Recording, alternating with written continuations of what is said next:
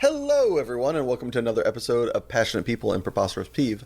I'm your host, Ike, and before you get too sucked into this awesome interview, do us both a favor and like, subscribe, and share this amazing piece of entertainment because I'm here with the one, the only, Greg Hatch.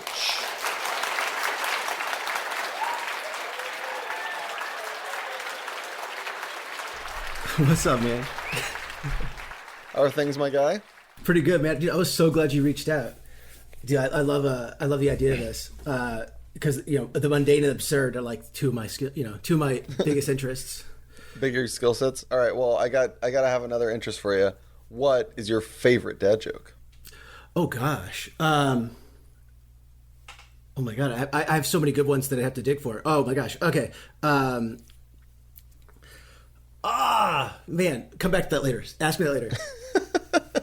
I have so many. I just wasn't prepared. Okay. What's your favorite underutilized word? Ostensibly, for sure. Ostensibly, you're going to deliver us a favorite dad joke later? That's right, yes. So I like it because there's no other word that does it that way. Like you can't, it takes a whole sentence to get across what ostensibly does. And so it just tells people where you're at pretty effectively. And it lets them know that you might let them down and that you warned them, which is perfect for me. Speaking of being let down, what is your biggest everyday temptation? I would say just playing an hour longer of whatever it is I'm doing. Yeah. So like whatever, I never want to leave what it is that I'm doing. If I'm at home, I never want to leave. If I'm at the store, I never want to leave. I'll spend 3 hours walking, just looking at prices in the grocery store, and I every minute of it I love. And so they'll have to kick me out routinely. It's like we're closing. I didn't even realize I locked it at 8. Whatever it is I'm doing it for one more hour is what I have to resist usually. Dude, were you that way as a kid as well? Was it like when your mom came to pick you up from a friend's house, you're like, just one little bit longer, one more game? Funny you should mention that. On road trips, I would never get out of the car for the landmarks unless I had to. I would play. I would sleep through all the different scenes. They'd try to wake me up and stuff. And so whatever it is, I was not interested at all. But I was left at a grocery store once for at least 30 minutes by my parents. So it might be some sort of childhood trauma. Well, I'm sorry about that trauma.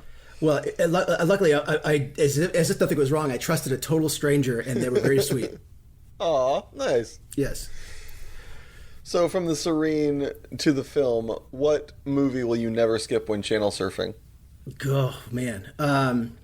Bloodsport is a pretty easy one for me, although I've seen it so many times, and it's sort of like on the nose a little bit for me. Like it's more of I've seen it too much now. Mm-hmm. So it's definitely The Rock, because I always want to see it and it's never on. I love The Rock. It's one of the best Sean Connery movies. It's a sequel to all the James Bond movies. They didn't exactly age well, but I did grow up with them. But The Rock is nothing like it. But it's a spiritual sequel. Sean Connery plays this spy that's been in jail for 20 years or whatever. It's kind of interesting too. Both of your picks there are quasi based off real life events. Oh yeah, I mean, I love the idea of someone's dream getting made and then having it not suck. I love that stuff. Growing up, what was your favorite book? Sphere by Michael Crichton. I read 7 books total in my whole life, so this is not a high bar. What about it was just so good? Okay, so you have the power when you're around this. Okay, spoilers, I guess. It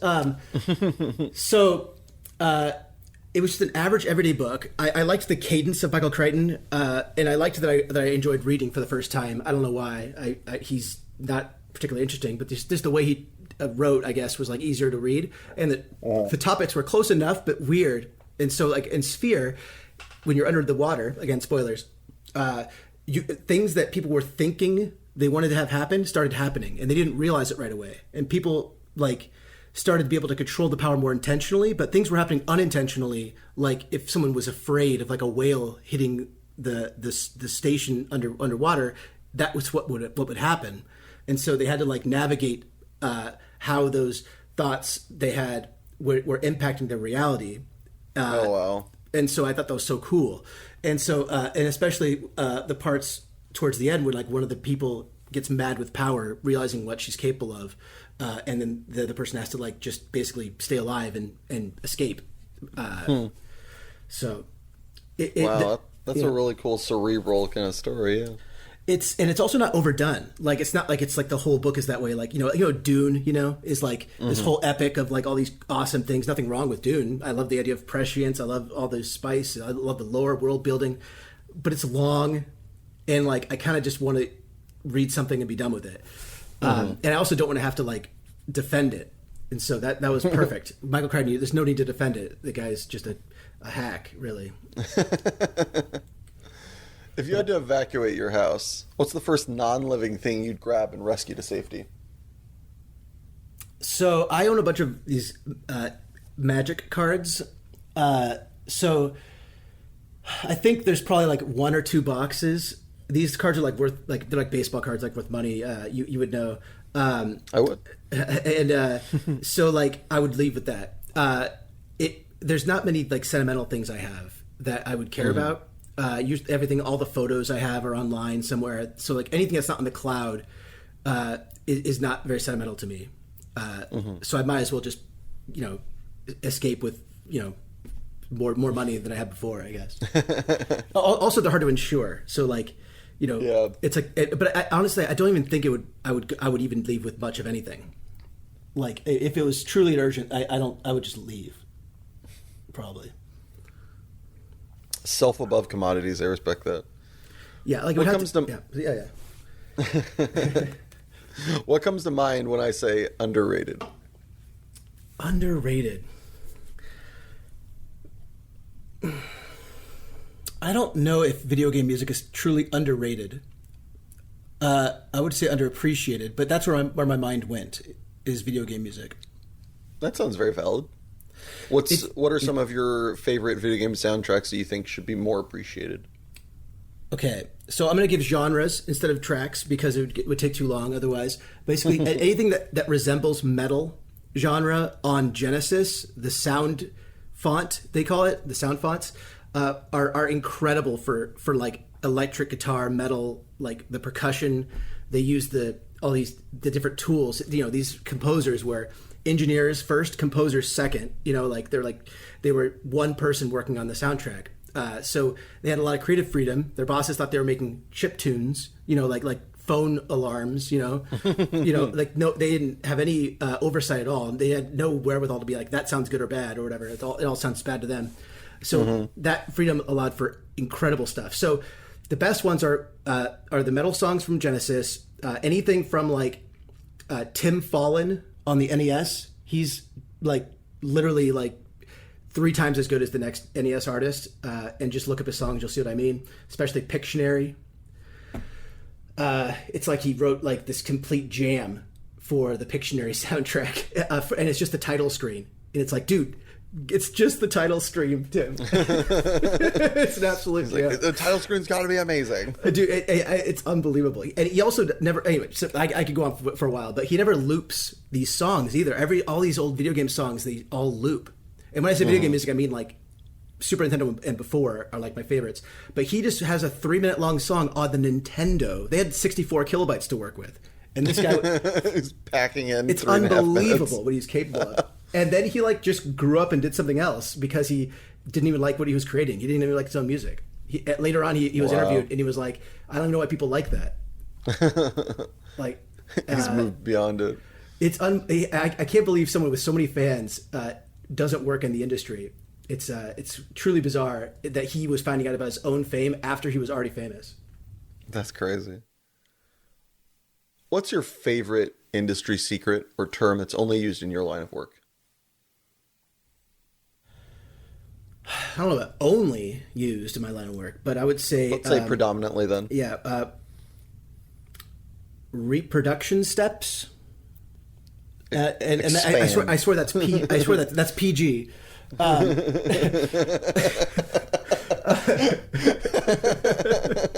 And so basically, I work in QA, and so what is QA? Oh, sorry, quality assurance. Although it's also called QE, quality engineer, whatever. It's just terminologies and stuff. And so my title has changed all the time for like weird, odd, process reasons. But basically, I work in. I make sure that the code that's shipped like doesn't like all of a sudden change unexpectedly. Like I regressions are another word that are unique to my field that I like. And there's the things that go wrong due to new code being released. So think like something being released to Facebook, but then all of a sudden Messenger doesn't work. And then they the next day it works again. But like everybody stayed up 20 hours to fix it. Okay. So reproduction steps are when you file the bug as an employee, you want to list the steps from scratch as very bare bones as you can get it, to say like what you did to cause the bug, why you think that caused the bug, and then if you do these things, you will encounter the bug too. Because without those things, engineers have no idea where to start without like a lot of knowledge of the front end. So even if they do have it, it's annoying. But if they don't have it, like they're just onboarding or they're just not familiar, they're just coming on, it wastes a lot of time and effort for them asking around, basically, if you're not there to answer the questions. So reproduction steps are cool for that reason, because I'm able to explain to my coworkers why it's so important.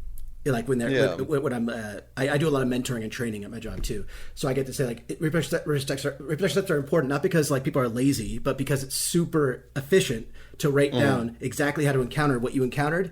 And if you can't do it, it could be a fluke. If you can't reproduce it, then it might as well have not happened. Yeah. So this is like, for the muggles out there, this is like telling your mechanic how the circumstance of your car like shutting off mid driving happened, so that he can more like successfully fix the problem at hand. Precisely. And contrast that with going with a check engine light. You pull up, he turns the car, the check engine light's no longer on for no reason at all, and you're left speechless. That's like the worst case scenario. I swear it was broken yesterday. I turned in the key and the check engine light was on, and then you do it again, it doesn't work. Well, looks like the reproduction steps cannot reproduce is we would close that bug ticket, to be called tickets. Storks for you. Yeah. That's right. Rumpelstiltskins today. What's the best piece of advice, or just the piece of advice that you've gotten that has made the biggest difference to you over these years? Oh God, the past isn't real. Like it's just a fake thing that you made up. Like it wouldn't exist without your memories. So if your memories were wiped for some reason, like some Star Trek science fiction, or some like, I don't know, some tragic disease or something. Your past wouldn't exist anymore, except in the memories of others, but like things that only you remember are fake. They might as well have never happened.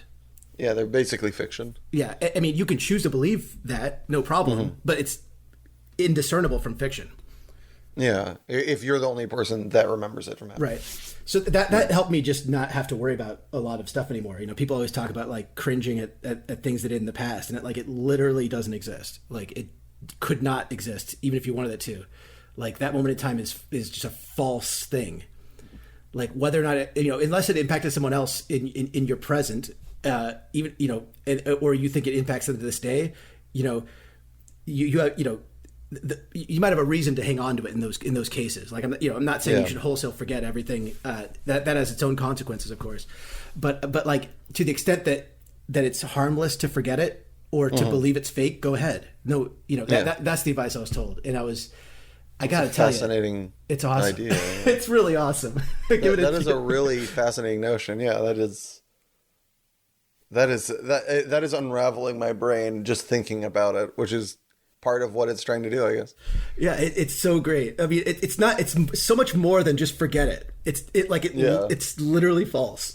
Yeah. Also, lie to yourself as often as you can for good reasons. That's my secondary. I only give the advice with once we're on the subject, or whatever. Like now that we're talking about it, like there's no rule against lying to yourself. And you can't stop me, Dad. yeah, really, what's the downside? Like, Yeah. as long as you're doing it responsibly, like, there's not a rule that says you have, you have to tell the truth to yourself. Yeah. Do you have a favorite anecdote that you like to tell from time to time? God, yes. I have so many. Oh my God. Okay, I have one in particular is awesome. Sweet, hit us. Okay. You're gonna get like a 3-minute story. Bring it. Okay. Oh man. All right. I hope you're sitting down. All right. So I'm in high school, and I'm, everybody has these notions of intelligence, right? Einstein always said, like, you judge a monkey by its ability to climb a tree. You judge a fish the same way. It's not a good notion of intelligence. So I'm just going to like label this for a moment to say that not only was I just, I had the aptitude to perform well in our current educational model, but I also was born into a family of educators. So like school was a joke for me because I just understood what was needed to get a grade. I had no interest in learning at what they were teaching me. Like it was, I recognized this as a trial of sorts. Yep.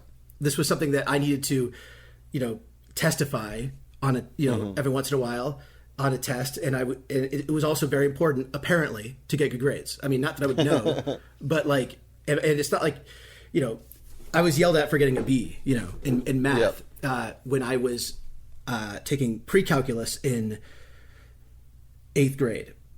Jeez. So you get the idea. I took geometry and algebra 2 when I was in 7th grade. I walked to the high school, and I was in my brother's class, who was 3.5 years older than I was. Okay. He took it like a champ, honestly. Could you imagine? Right. Yeah. So I wanted to give you the sort of backstory real briefly about what's going on. So yeah. All right. So but now I'm in high school. I'm no longer like, trying to like please my teachers. I'm now just trying to just graduate with as good a grade as I can with the least amount of effort as possible. We're talking the best grade's 90%. There's no better grade than 90%. There's no honor in getting 100%. In fact, I don't, because I don't want to set the curve that way. Yeah. Like I'm mindful of my friends. So I realized that it's not really cheating to like sort of like get answers wrong on purpose, to hide the fact that he left his answer key out on his desk. Yeah. Actually, maybe I don't know if you want to let me rephrase that. He left his answer key out in the desk. I saw it. I used to memorize decks of cards on airplanes for fun. It was very easy for me to go like A, B, C, D, B, D, C, D, B, D, C, B, D, D, D. I could just figure it out, like what the thing said. And I was taking this test, and I knew all the answers, but I got 4 wrong on purpose because there was another person in the class who cared a lot about getting the best grade, like in getting 100%. And so like it would be so unfair to cheat if it affected others. Like, I don't care about cheating in general. Like, I didn't do it. I only did it a few times. And again, cheating is like, it's not like I stole the test. I just saw it on his, he left it out. Like I didn't cheat. What's a boy to do? No, I mean, I could, it's like when you're playing a card game and they reveal their hand, I mean, it's cheating, but like, I mean, look, I mean, I know your hand. I mean, what do you want me to do? I'm not going to like go, I can't put that, I'm already like playing 80% sure I'm right guessing games as it is. I can't put that genie back in the bottle. Like I don't know the subject matter, Anyway, I know how to take multiple choice tests. Okay, so this might be a little longer than 3 minutes, but that was the preface to the story. So, no, it's worth it. It'll be worth it. Okay. So I'm in this Miss Pruitt's class. Now she is known for never giving A's. So we're talking 2 people had an A the year before, AP U.S. History. I don't know why she thought this was a good thing for her, but no one got an A in her class. It's because her tests were like, what kind of wood did George Washington cut down the cherry tree with? It's like, well, you should know his dad owned an oak factory or something. Bizarre inferences, like it was a chemistry test, like talking about, we didn't like history all that much, and we certainly didn't get these like, deviations from the test. She wrote them from scratch. It was just a nightmare. So you had to get every single homework question correct because you needed all the padding you could get to get as high as you could. And I was trying for the A. I mean, I needed the A, But the homework took like 2 hours plus to complete. It was like a bunch of bold words, bunch of not bold words. You had to write 5 or 6 lines on this college ruled paper for 40 different items every single day. It was It was crazy. So I just I couldn't find a few in the book, and I wrote down, "Sorry, Miss Pruitt, I couldn't find the thing in the book. I tried really hard to find it, but I didn't know where it was. And so, hopefully you don't mark this wrong, but if you do, I get it." Right? I wrote that for like Battle of Bunker Hill or something. Right? I get back the next day the paper, and it was 100%. And I'm like, okay. And the way you turn these in, you just turn them in. And the next day you turn them in, next day you turn them in, next day you turn them in, and then on like the 4th day she gives you back the one you turned in 4 days ago. So there's like a little cycle going. So and I know I've gotten things. I left some blank before. I've not had some words present before, and she's marked those wrong. So I just start thinking, okay, the next time this happens, I'll do it a little bit more often, and I'll write like more flippant language. Yeah. Just to see what's going on, right? You can see why I work.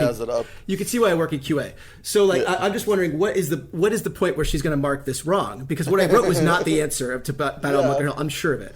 So, I didn't read the book or anything, but I'm sure that's not the answer. And so, I wrote like, "Miss Pruitt, I didn't even look for this. I ran out of time. I'll do better next time." Yeah. 100%.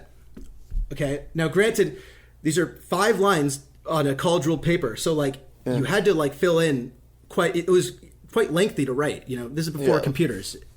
Oddly, like before you could like just print out something on your computer like casually. There was like troubleshooting to do on that, and like the library sometimes had paper, sometimes didn't. Anyway, and she didn't accept that anyway. She wanted to have it handwritten.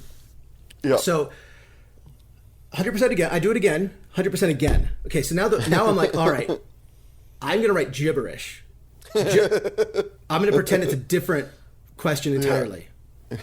Like I'm going to put the wrong answer. Yeah. But not something that's going to piss her off. Just the wrong answer outright. 100% again. And I'm like, I'm used to getting 90% when I can't find the answer. So now I've managed. Now I figured out how to get 100% of the time. I'm like, wow, this is awesome. But I'm way too lazy to play it by the book now that I know that this is what's going on. So I'm thinking to myself, okay, well, I'm just going to have fun with this because I'm going to lose my mind if I don't. So I start, I have no caution, no play it safe, no like, why the evil villain risk it all, like sort of mindset that we always yell at the screen for. I was just like, what is possible in this space, right? So I said, I went on the street and I sold oranges. They were $1 each. I got them from the store. I sold them for $2 in the street. I made $1 profit each. It was awesome. And that was for Abraham Lincoln. Okay. And I did that 40 times in a row. Okay. For, George Washington, the Potomac River or whatever, And so 100% again, the wheels are off. They're off. Okay. So I'm just going at it, writing this out, but I can't even be bothered to write the whole thing. It's like 4 pages, maybe 5 pages front and back. What I realize is that when you don't get any questions wrong, really only the first page is what's marked. Yeah. So I just rip off the first page, take out the staple, put on a new page, write 1 page only. Yeah. That one's I started doing front and back, but then I started doing just front only after a while because it saves time. And so and then I would restaple it, turn it in, 100% again.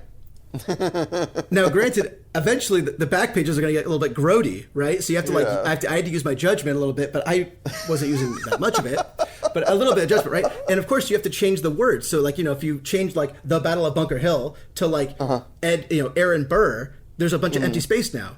So I had to write like if but then but if the just to fill in the space, and make sure I had the same color pen or pencil or whatever I was using, Yeah. And, the erasable pens were shitty. Anyway, so, excuse me. But how awesome is the space now, right? So, like, I have a trusted friend. He did it. He got away with it, too. He didn't ruin it for me or anything. I just was like, try it, it'll work. And he couldn't believe it. And so he did it a bunch actually, but he never got caught. He didn't ruin it for me. Is what I mean to say. Like I was like a smart who I trusted with it, because this was like it was like arcane knowledge, right? Yeah. And like what a weird loophole. And this like teacher who's like the hardest of hard asses.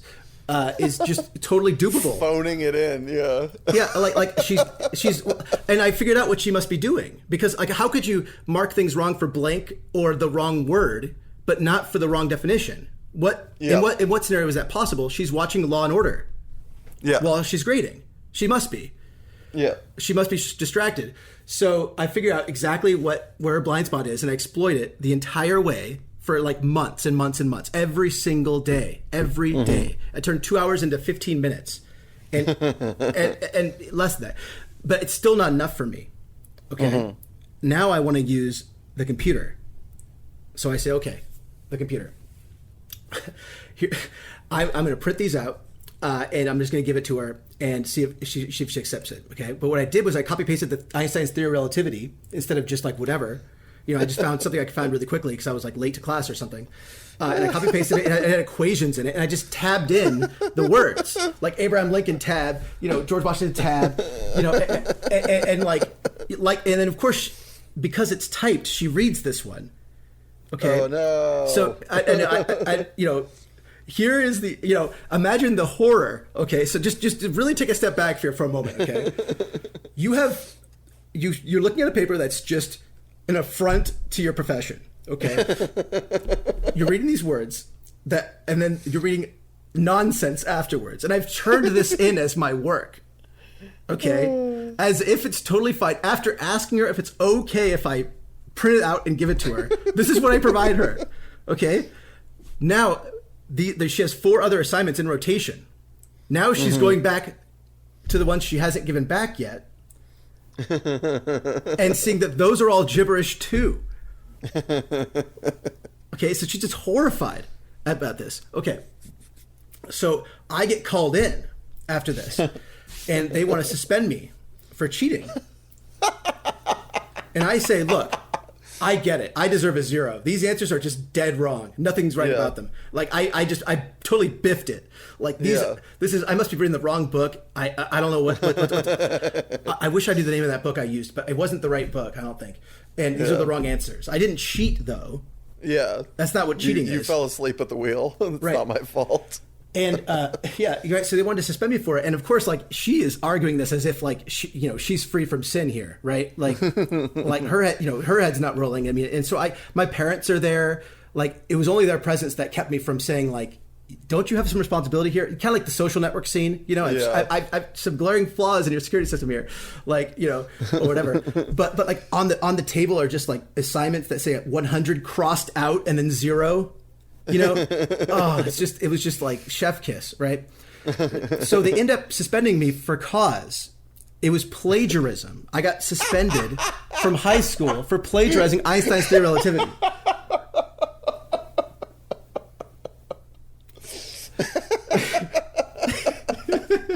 So that's my anecdote.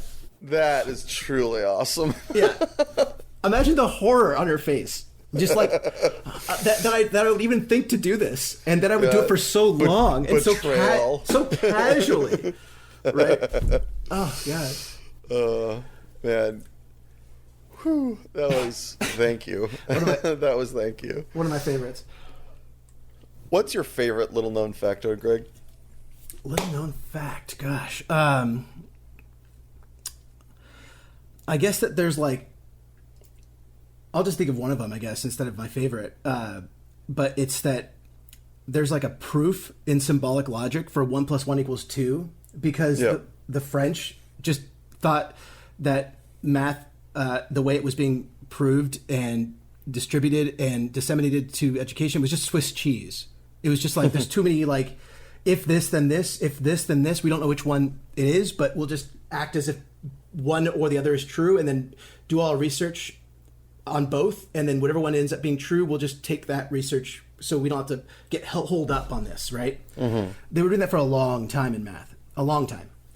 And so the French just got sick of it, and it was called the Age of Rigor.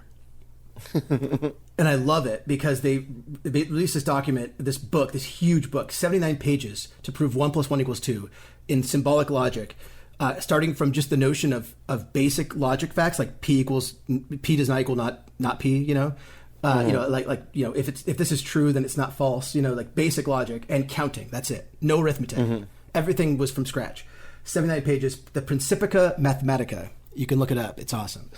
That's tremendous. And the French just got... I just love the attitude. They just got so pissed and so sick of it. They're like, it's over. Like, whatever. We're done with this. No, for real though. Like, we're doing it over. Like, we're going to start from the beginning when we could prove nothing and just make sure that everything we are believing in is actually true. And so... That's righteous. Yeah. Age of Rigor. What a cool name for that. That is dope. I think it was like, I actually don't know when it was. It was like sometime between the 1700s and today. Either way, it was probably very rigorous. Oh, no doubt about it. It lasted for ages. Fill in the blank for me. This weekend was so great. I spent 13 hours. Oh, I spent 13 hours playing Loop Hero. What is Loop Hero? Good question. Deserves an answer.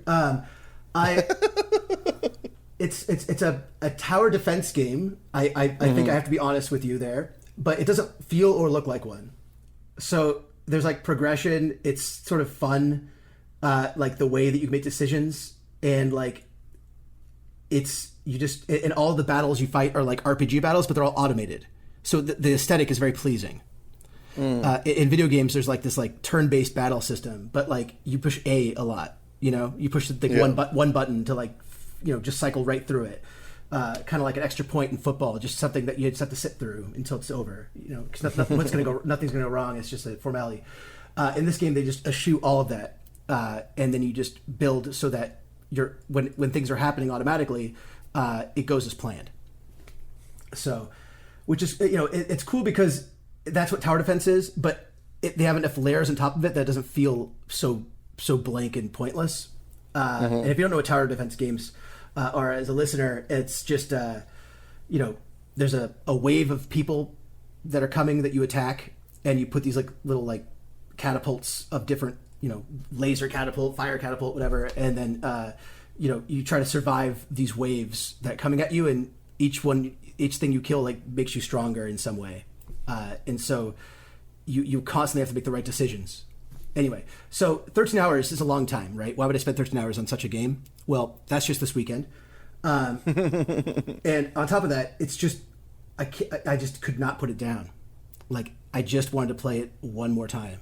It was, you know, and plenty of good things for me to be doing, but that was the one that needed the most attention. You know, and then, you know, in 2 weeks I will forget it exists, which is how it ought to be. What's your favorite, oh, I am normal, or I'm not so different from everybody else moment that you had, like that epiphany in your life? Oh, God. Meditation and spirituality in general. I was like a black void atheist for like most of my life.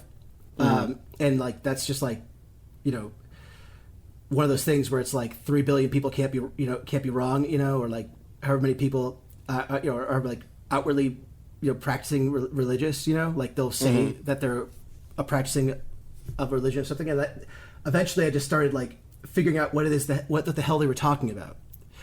And so once they tried explaining it was just basic things that they just like color coded. They were just saying like, you know, let go and trust that things go the right way. That was just like their like trust in God or whatever, you know, like let God decide, let Jesus take the wheel, you know. Well, all they were saying was just like stop meddling with your own affairs so much. And I was like, I get it finally. Like that's cool. Like awesome, thank you. You know, and meditation. I mean, meditation is just prayer. You know, like it's the same thing. Like I mean, you could do it differently, but like how prayer was supposed to like, or at least how it was like popularized. It's just like you just being mindful about what it is you want the world to look like and what you want it to be, what you want to have be changed, and then hoping that your intentions guide you towards that result. And I was like, that's way easier than, you know, thinking that meditation was like, yoga mats and like trying to destroy your thoughts, like Missile Command, like, which wasn't working. It's not about that. Meditation is about just like being present and listening, and so like I felt very normal after that once I learned. So I started like meditating and yeah, you were kind of making a mountain out of a molehill unknowingly. Right. Like I thought they were like taking the Bible literally and cherry picking. What they were doing was saying, this book's a little ridiculous, but there's some great parts in it. And I was like, thank you. You could have just said that. And of course they never did, but I just like, in my head, I'm like, oh, I get it, finally. So, and of course that let me relate to a lot of people a lot differently and a lot more positively when I realized what it was that they were trying to explain. They were trying to say, get off your ego and, get right with the Lord. Basically, like, just listen to the world and sort of like, stop trying to like muck it up, be kind to your neighbors. That's how's that sound? Yeah. It's like pretty good, I guess. Yeah. Oh yeah. Thanks. Yeah. So I don't have to believe in heaven. It's like, no, that was just like, because we're just like sick on incentives. Like, we're just a sick species. Like, we had to have incentives. Sorry, but don't worry about that heaven stuff. And especially hell. Forget that. Anyway. Looking back at your life, is there a moment that stands out as being one that brings the most joy or like pride to you? Yeah. Gosh, my stepdad is like kind of a joker, but he never laughs. Not stepdad, sorry, father-in-law. Okay. We're not married, but like we've been together for like a long time. So like, I it's just easier to say it that way. But like he's not a laugher, but he's a joker, right? So that means he's even harder to make laugh. Like this guy's a comedy mind who like at most breathes air out his nose when things are funny. And I just rocked him solid with an anecdote because he worked at Oakley, about me selling fake sunglasses at swap meets when I was 19 and saying, I hope you don't hold that against me. And he just belted one out. And I was like, yes, we did it. And it was right when we first started, like, it was the first time I met him. And so given what I know about him now, it was like remarkable given the context. Like, I don't see that man laugh unless the person said something very funny, and it has to be the right person too. Like, if you're the wrong person, he's not laughing for any reason. And then on top of that, just recently, I made him belt out again, maybe with the same laughter, when we were talking about, I put like a pocket knife that I borrowed from like his wife. I put it back to me. He's like, "Are you threatening me?" He says. And it was Christmas, and I said, "No, it's a wonderful knife." And he just lost it. I have many more, obviously. Life is filled with joy and beauty, but those two are come to mind. That's awesome. Speaking of dads, we're going to return to the first question I asked you. What's your favorite dad joke? Okay. So, I should have thought about this. I'm not good at remembering jokes. Like, I'm good at like reacting to jokes. So I never I don't have a catalog, but every time I see a good dad joke, I think to put it down somewhere. Here's one that I say at work sometimes, where I say, "Oh man, that's great, man. I'm going to thank you for this someday."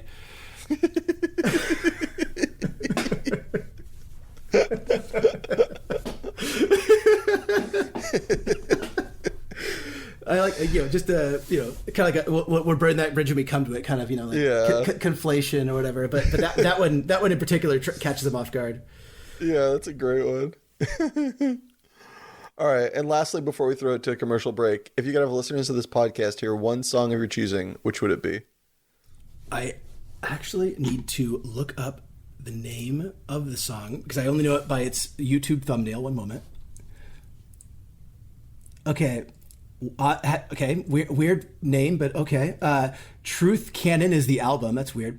I believe the song is called Wandering, and it's by A_rival.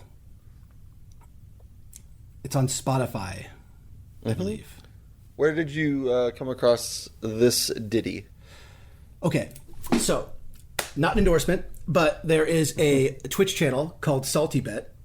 And so Twitch is like this, has all these sort of like, channels that do various things. This one is for video game fighting game characters that are just like, it used to be done in like, back alley rings, but now it's done online with like digital AI. These like two characters in video games just fight each other.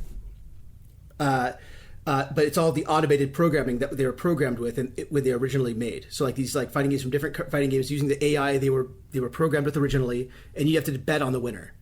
So and the odds, just like horse racing, it's just fun to guess, But the playlist is banging. Like I got that the whole idea of that got old really quick. Like it's not that big of a deal. But the playlist is like 2,000 songs long, and like 1,000 of them are like, I've never heard this before. It's amazing, and I don't know anybody that knows who this song is. So this one, it's exactly that way. Like I've come across songs that I went on YouTube to look at it, and there was exactly one link and it has 300 views, and I was like, it's unbelievable. A gem, to be sure. Yeah. So anyway, you could probably cut a lot of that out, but no, it's great. The important part is it was a bizarre Twitch playlist from a guy that is just relatively unknown. This guy just has a banging playlist. Mostly video game songs, but this one, and like I would say 30% aren't. All right. And with that, we're going to throw it to our first break. Feel free to stick around and enjoy the totally real commercial, or take a minute to enjoy Wandering by A Rifle. Or, if you really wanted to hear a song from a previous episode, check out the playlist on Spotify at Passionate People and Preposterous Peeves Podcast, Song Rex. Long title, I know. Don't worry, there's a link in the description. Either way, see you in a jiffy. Do you ever find yourself sitting around with an emptiness inside your soul or larger than preferred vacuous space? Would you like to change that? I thought so. Now introducing Stuff. For when you have nothing to do but important things. Stuff. For when you're lacking personality and intrigue. Stuff. When the world has taken a pickaxe-sized chunk out of your heart. Stuff. And if Stuff no longer fulfills these needs, please don't hesitate to look into our life-enhancing product, Addiction. And we are back. Mr. Hatch, what is your passion that you've brought today? My passion. Okay, so I've touched on this before the commercials. So I was realizing actually as I was answering that this is so passionate that it basically, injects itself into all my answers already. But it is autopilot. I'm passionate about the idea that thinking is so inefficient, just so inefficient. It's so helpful, but it's so inefficient. Just like so many things we do that are better to do manually than to devise some mechanical process to do it every day for you for free. Think about like making coffee, for example, right? Okay. I just as a to get to, yeah. So when you make coffee, you can have a machine make that for you, like deliver the cup to your room, and it would be delivered as soon as you wake up. Now that's not impossible; it can be done, but it's so like much work that you'd rather just do it manually every single day, right? Sure. But that's not how your mind works. Your mind is super efficient and can make these automated processes happen without you trying at all. In fact, the less you think about something, the more it happens automatically.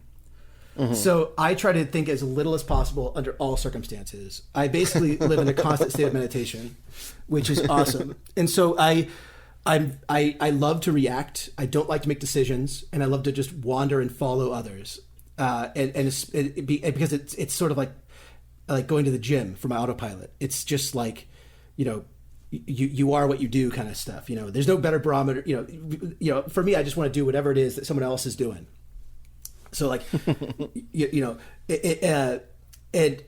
the best part about that is that with autopilot, I started thinking to myself, and maybe take a moment, if you're listening, just to ask yourself a few questions, just very few. One of them is, how often have you thought about something and you're glad that you did?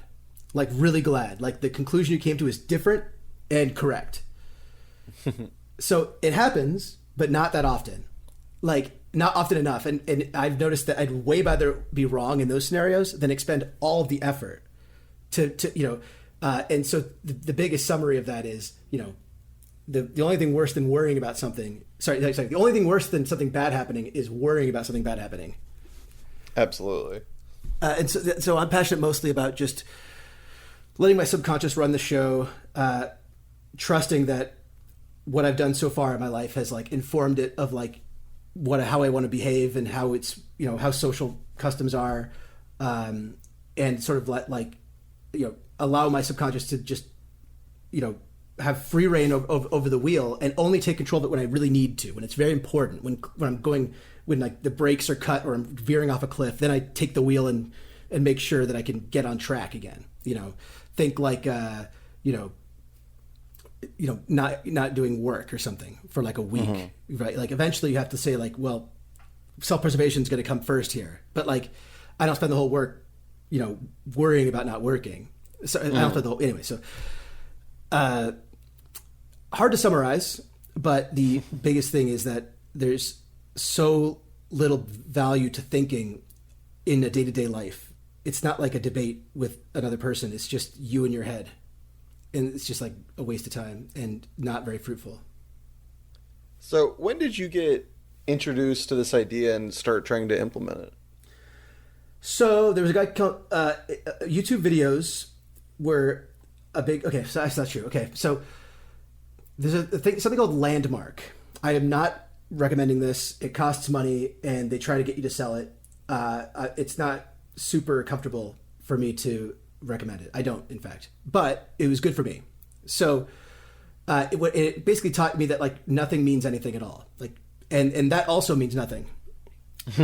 Right? Like it doesn't mean anything that it doesn't mean anything. Like who cares? Like, and they say things like we're meaning making machines. So it was like a self-help thing, like in like 2010 or 2009. My brother, who's like a salesperson, wanted to learn how to influence people and make friends better, or whatever that book was called. And so, for him, it was all just how to like mechanically engineer a sale better to like make sure that what he was doing would land better for the client. Obviously, the inner motive is to support his family and make money, but it all felt kind of weird to me. But there was a few takeaways that I really appreciated. So that was just the start of it all. I didn't really go into it. Then in YouTube, there's a few people called that are, one of them's not around anymore. One of them still makes content, but I don't follow him anymore. The one that is no longer with us is Alan Watts. Sort of a, definitely like not for everybody kind of stuff, but it really resonated with me. Like he kind of like, he had this whole like, come off of it, like, oh, it's not so important, like just basically like learning to take important things like with ease. Like it's not that big of a deal. What's the worst that could happen? Like, can you even think of a worst case that's worse than like you just wasting a whole day thinking about it? Like that seems like the worst case. And then the other one, Eckhart Tolle, he's a little bit like too clickbaity for me now, but his older stuff is awesome. He was like talking about being like homeless on like a park bench for like years, and how like that informed his processes. And he thought about like meditation as not like destroying your thoughts, but just watching dogs go by, and you could follow them or not, your choice, no big deal. But like you don't have to follow them. And that was like the breakthrough moment. That and like the past isn't real. That came from Landmark, by the way.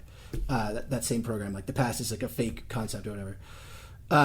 So that's how it all started. Like just like people just saying a few words, and I was like, that's true though. That's right. And then I started basically like not really chewing on it, just sort of like letting go more. So it was sort of the opposite of what you usually do with a cool thought, where you usually just think about it, chew on it, iterate on it, talk to other people about it.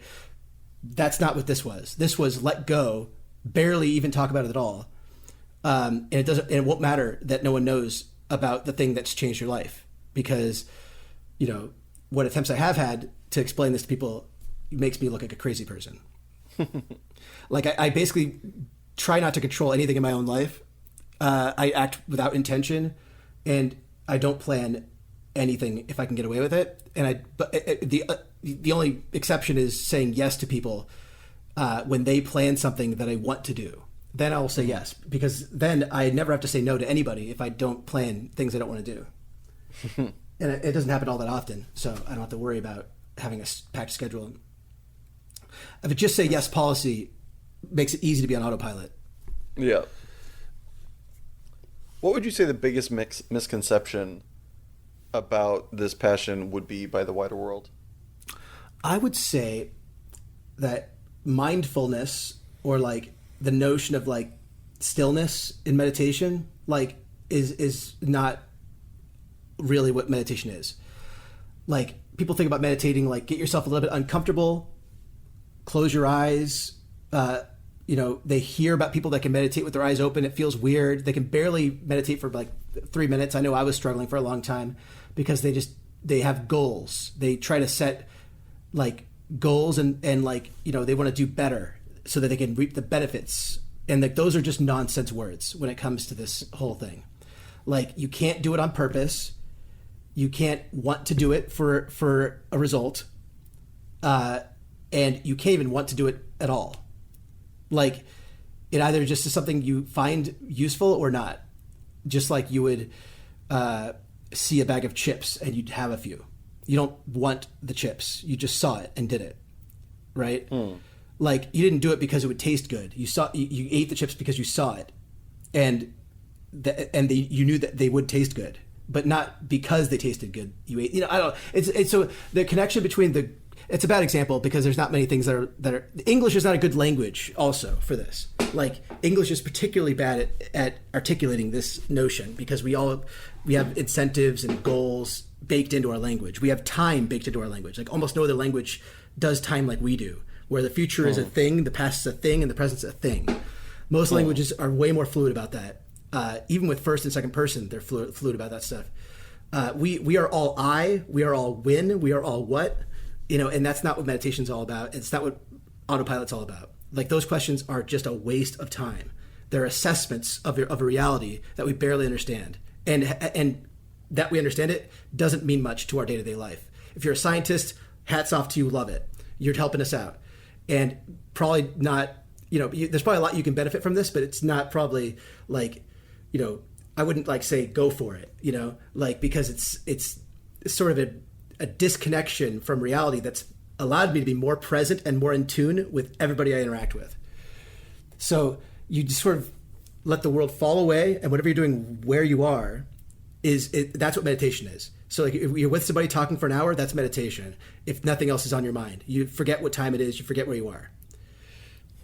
So the misconception is that meditation is an intentional act that you decide to meditate.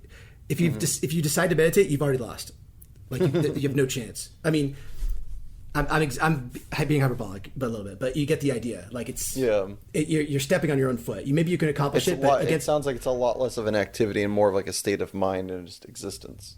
Yeah, and if you try to do it, you could still accomplish it. It's just harder to do intentionally. So you're kind of running against the wind, cutting against the grain already. So maybe you're talented enough that you can still make it. Yeah, it's like being an artist. Right. You can intentionally be an artist, but that's not being an artist. Being an artist is being an artist, and the artists are artists. They're not trying to be an artist; they just are an artist. God, that's exact, dude. That guy Tim Fallon was like that. The guy from earlier. I love that. Like, he didn't even know he was making anything good, and as soon as someone told him, he was like, "What, that? Like, what are you talking about?" Or like people that are funny but can't be funny on demand. They can only be funny in context. Think like I don't know, Andy Kaufman or something. Or like. Well, he's probably professional. He could probably do it, but like, you get maybe a better example would be somebody that you've never seen do stand up, but is just awesome in like conversation on talk shows. Yep. I'm picking up what you're putting down. Yeah. That's sorry. Go. Yeah, good. Is there a non-obvious aspect of this passion of yours that you just love and would like to try to explain to us? The peace that I live in is very, very comforting. Like, like there's very few things and very few people that can get under my skin. Mm-hmm. It doesn't lead to excellence. Like, you're not going to perform excellently at a competitive activity with this mindset unless you have an absurd, subconscious direction towards this hobby or sport. But if usually people can be competitive intentionally and do quite well. But when they stop really engaging with it, they get a lot worse really quickly. And so that's, I want to make sure that I answered the right question here. Like, just certain like tidbits you were asking, right? Like, just different things about it that are interesting, right? Oh, I think you did answer it. Oh, perfect. It's okay. So that, yeah, basically, like, but by letting go, a lot of things that you think are really important will fall away. Mm-hmm. And like, that might be scary or even be like sad if you're attached to those things. Yeah. But if the attachment falls away too, then the sadness can't manifest. The regret, the loss isn't relatable to you because the attachment was also let go. There's the activity and there's the attachment to the activity. Letting go of one isn't useful. Letting go of the whole of it, aimlessly, like you don't even know what you let go of. That's where peace lives. That's where peace resides. So, it's very, the times where I get upset nowadays are when people like try to rush me, or like they say like I'm wasting their time, or like, because then I'll get like self-conscious and shameful. I'll get mad. I just get like I'm like letting this person down, and that's when like, my empathy gets the best of me. And I'll sort of like, then I'll ruminate over it for some time. It also means that your emotions come right to the surface. So like, if you don't have a lot of like experience or familiarity with your emotions, it's quite turbulent. So that's just a heads up. I cry during movies routinely now, and it's awesome. I would never have even thought to do it before. What's your favorite movie to cry in? Oh God, For Love of the Game, for sure. For love, Kevin Costner, Meg Ryan. Which it's a great movie. For Love of the Game. For me, it's either Wreck-It Ralph or Big Hero 6. They made 6 of those? No, Big Hero 6. No, I mean, you never know these days. But I know I heard that there are 14 Land Before Times. Anything's possible. I think the second Neverending Story is what really threw me for a loop. That's when I knew it was all. That's when I knew we were in a simulation. That's what I knew for sure. All right. Well, switching from the passionate to the preposterous. Yeah. Gregory Hatch, what is your preposterous peeve that you've brought with you today? I don't like when people ask me what I want, because it brings my conscious mind to bear, and I hate it because I live a life free from desire. Mm-hmm. Like desire, I do lots of things that I want to do, but I'm not ruled by desire. To be clear, this isn't when you're at like a luncheon and the waiter comes along and says what you would like. Hate it. Really? How would you prefer to get food when going out to a restaurant? I don't like going to restaurants because I'm not worthy of being served. I go when my friends want to go, and I wish that they'll order for me, but I realize that's weird to ask, so I do it myself begrudgingly. I think it's so odd that this awesome person is serving me something I barely want. So you prefer to just make food at home or buy food from the store? I'll eat 4,000 calories in a day, and then without thinking about it, and weeks later I'll go 2 days without eating, and my girlfriend just tells me that I might like, are you hungry? And I'm like, oh my God, I'm starving. Like I just don't like check in with how hungry I am. So I don't go out to eat unless someone else wants to. I never recommend going to eat. because specifically I don't like the interaction of asking for something that I don't want, because I can barely even. So if there was an ideal restaurant for Greg Hatch, it would be one where he walked in and food was brought to him by a friend. Like a continental breakfast is what I like. So just going and picking limited options, yeah. But it's catered. Then if I don't like it, I don't have to eat it. That's a win. And if I do like it, there's a bunch of it, and it's free essentially, and it's already there. A buffet. So like a buffet is your ideal lunch, right? But with a buffet, I still know that whatever I take is like, is still, if I waste it, it's truly wasted, right? But if I'm late to lunch and it's catered, I've wasted nothing. So I my ideal lunch is something that was already ordered before I got there, and people are done eating. Because then I know for sure I'm not making an impact. You can tell I have some trauma around around accepting and asking for help in general, but asking, so the way I mitigate that is not to fix it, but just to live a life alongside it, which is to say that desire and want do nothing for me. They're disruptive to peace.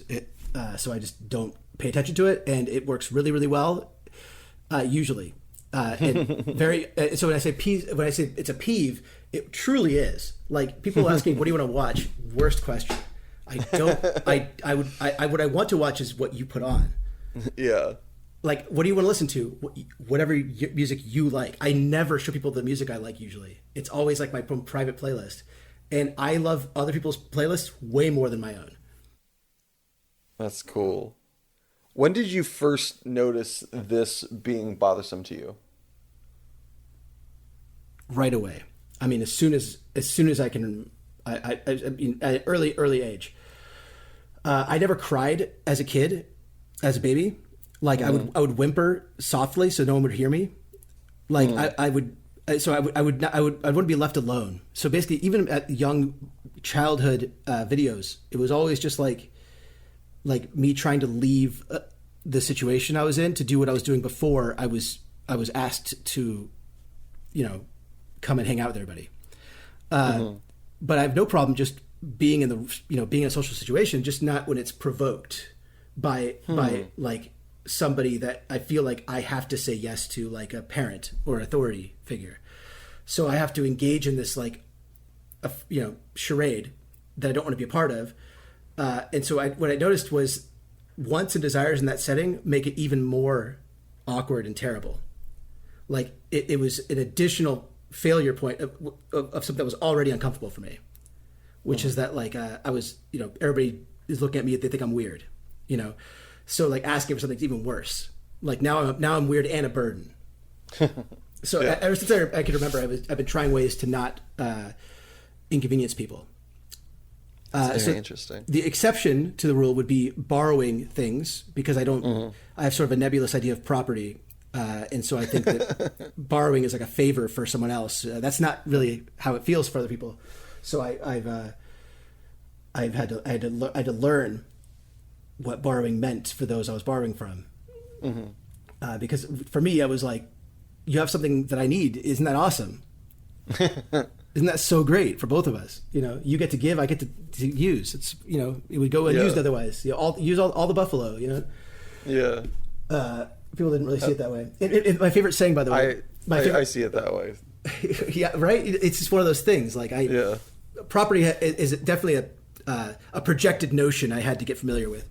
But my favorite thing, oh gosh, what was it? Oh man. It's right on the tip. That old saying is a pet peeve. People say, treat it like it's your own. I hate that saying. I don't know what the hell they're talking about. I treat other people's things way better than my own. Like, I treat my own things terribly. The worst possible. Why would, and not a million years would I treat other people's things like my own.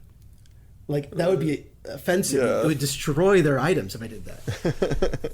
Like, I don't treat my own things well, I guess, is why that doesn't make sense. A lot of cliches don't make sense, but that one in particular I hate so much. Right. And with that, we're going to head to our second ad break. But don't go anywhere, because when we get back, Greg is going to enter the lightning round. See you guys in a bit. Have you ran out of new stuff to do, rendering your life wholly unsatisfying? Do you have too much time on hand and have no idea what to do with it? Or are you just plain over this existence and wish for a plane with more intrigue? Might I introduce you to Addiction? Addiction deals with all these problems and more. Had to meet your significant other's parents and would rather not? Addiction. Had to go to work for the third day in a row? Addiction. Rent? Why not? Addiction. Addiction cannot be held responsible for your choice of choosing to imbibe in addiction. Any and all life-destroying fallout as a result of addiction cannot be legally pinned on addiction. But you're more than welcome to try. And we are back. Greg, are you ready to enter the lightning round? Lightning round. I brought my umbrella, which I'm not sure was a good idea. All right, put however much time it takes to bake this cookie on the clock. Greg, is there a God? I don't think so. But it makes sense if there was one. Honestly, I'd believe it if you know what I mean. I could... Shakira's voice in Danny DeVito's body, or Danny DeVito's voice in Shakira's body? Shakira in DeVito for sure. Have you ever paid more for a meal than you made in a week? Yes, for years. You're having the best day of your life. What happens next? Another amazing thing or something terrible? The same thing I was doing before. Would you rather give up cheese or naps? Cheese. I barely even like it. Are hot dogs sandwiches? I don't think so.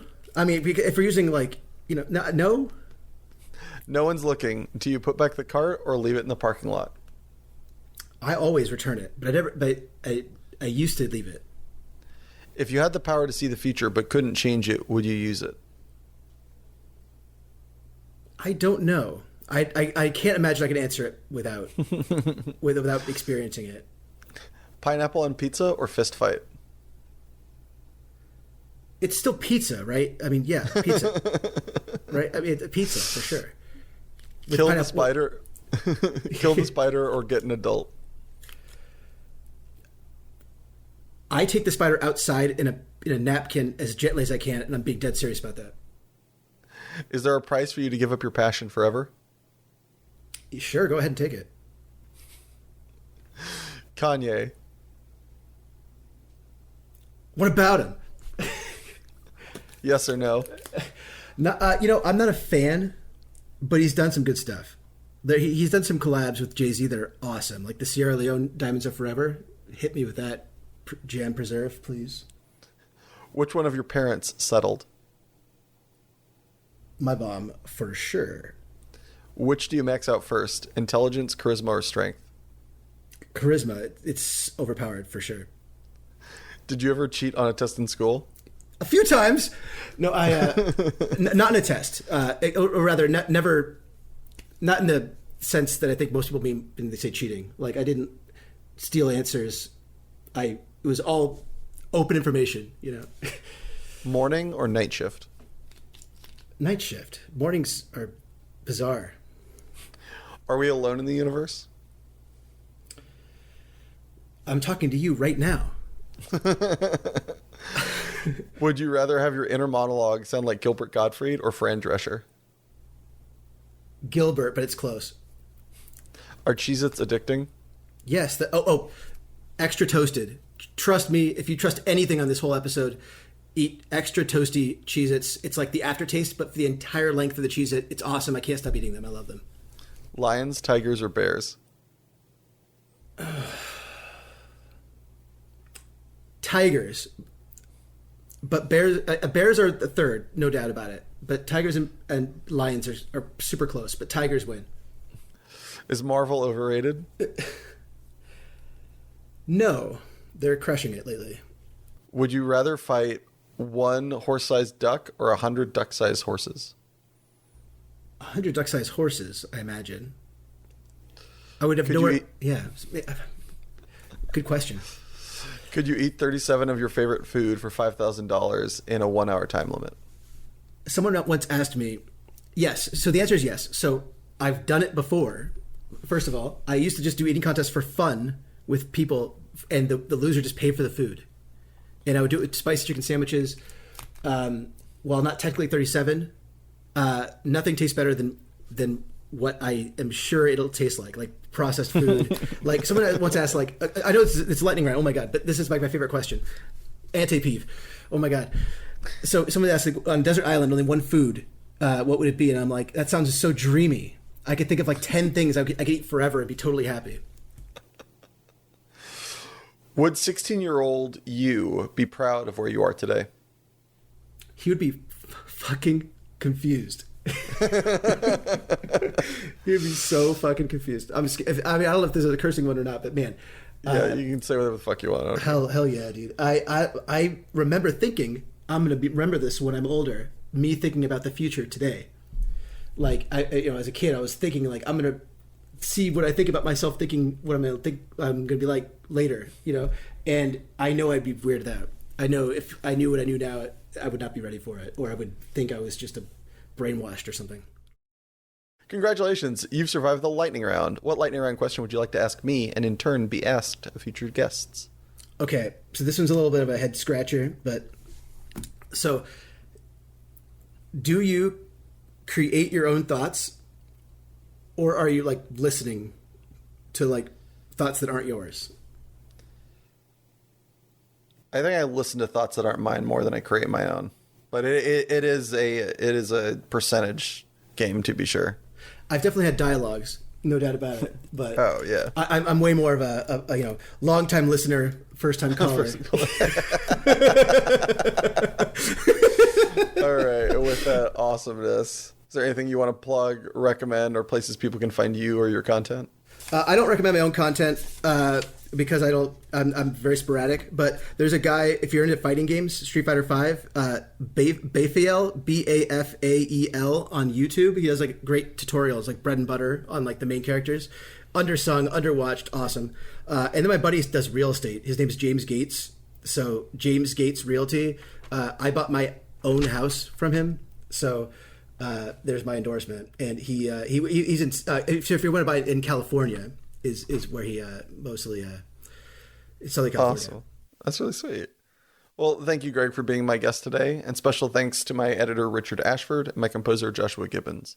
And especially thank you, everybody listening at home or where you found time to appreciate this. Yeah, time thanks. is the most important and unrefillable commodity. So I appreciate you spending it with me. And if you enjoyed this podcast, please subscribe, like, or just share it with a friend. Every little bit helps.